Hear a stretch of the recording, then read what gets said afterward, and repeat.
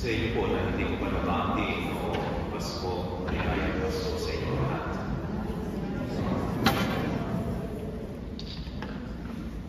Last night I tried to finish the podcast that I was listening to for a week now in YouTube. The title of the podcast is Christmas and Poverty. It is an interview with Father Robert Spitzer. He is a physicist, at the same time a priest, a theologian, and a philosopher. The name of the host is Lita Rose. The first question she asked was, Father, tell us, why would God choose to be born in poverty? He could have been born in a more privileged setting. And Father Spitzer explained it so beautifully that I have to share it with you today. He said, God wants to tell us something important. He could have chosen a much more exalted life context, like being born in Babylon and Egypt, considered as empires during this time. Why Bethlehem? Why a poor surrounding? Why a humble setting? Because it was not about wealth, power, prestige, success, and comfort. It was really about love. The love and compassion of God coming into the world, who wants to reach everyone, rich and poor, educated and not so educated, people who are successful and people who are struggling in their life. And then Father Robert Spitzer said, if you got everything in life and in this world, it would be hard to find God, to see God. That is why God has chosen to be born in poverty. He was brought into a family that is very pure of heart, but quiet, poor surroundings. Because if you got everything in this world, it is hard to feel our need for God. Well, I thought this is just beautiful, a beautiful message for us today. And then at the end of the interview, Father Spitzer concluded, but what is sad is we only realize this when we get old, when you get old. When you get old, you lose your purpose and meaning in life. When you get older, you get weaker. And if you have no God, you have no purpose beyond this world. How are you going to life? How are you going to face life forward, getting old? Without the belief in the resurrection, where all of us will be released from pain and suffering, how are you going to handle even just the regular process of getting old? And then dying without any faith in God. That must be quite depressing.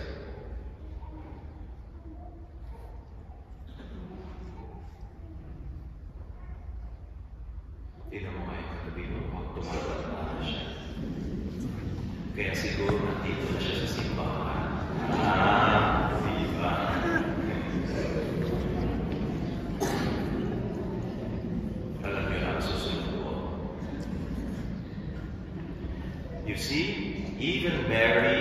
Joseph felt the pain and sadness of separation.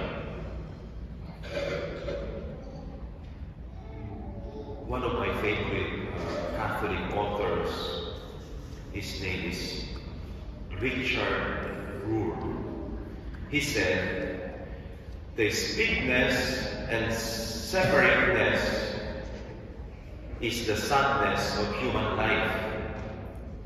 When we feel separate, when we feel disconnected, when we feel split from ourselves, from our true nature, purpose, and meaning, when we feel separate from our family and from God, we will be angry and depressed people, because we were not created for that separateness. We were made to be with God and to be with people we love. And so, to be split and to be separated is the pain of human life. It is the sadness of human life. Today's Gospel describes the fifth joyful mystery in the Rosary Prayer. And what is that?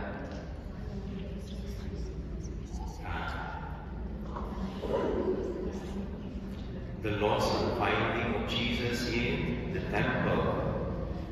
And you heard this story. Mary and Joseph took Jesus to Jerusalem for the celebration of Passover. He was 12 years old. When the celebration was over, Mary and Joseph began their journey home.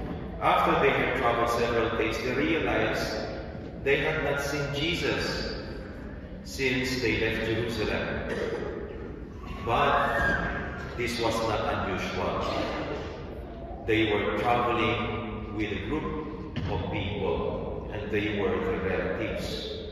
And they assumed that Jesus was with the relatives. Then they searched for the Lord, for Jesus. Imagine the panic, the fear, the anxiety they must have felt. Where was their son? He was only 12 years old. Was he safe? Who was with him? And after searching for 3 days, they still had not found Jesus. Or they had not found Jesus. They did not know what else they could do. You see, even this short moment of separation is already painful for Mary and Joseph. How much more we can imagine eternal separation, eternal splitness and separateness, not being with God and the people we love for eternity.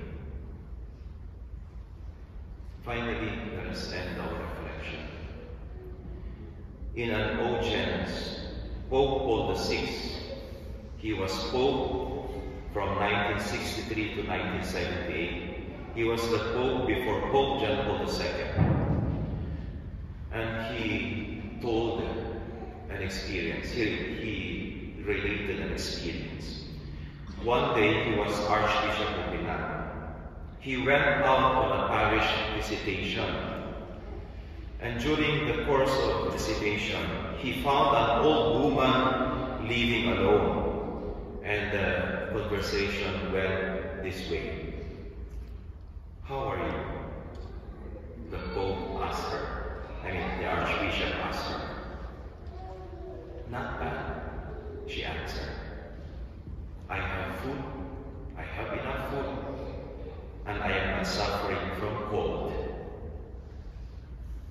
And then the Archbishop said, you must be very happy. And she answered, no, I am not. And she started to cry.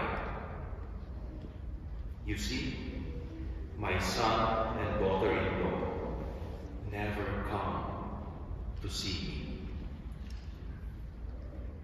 I am dying of loneliness. Afterwards, the Archbishop,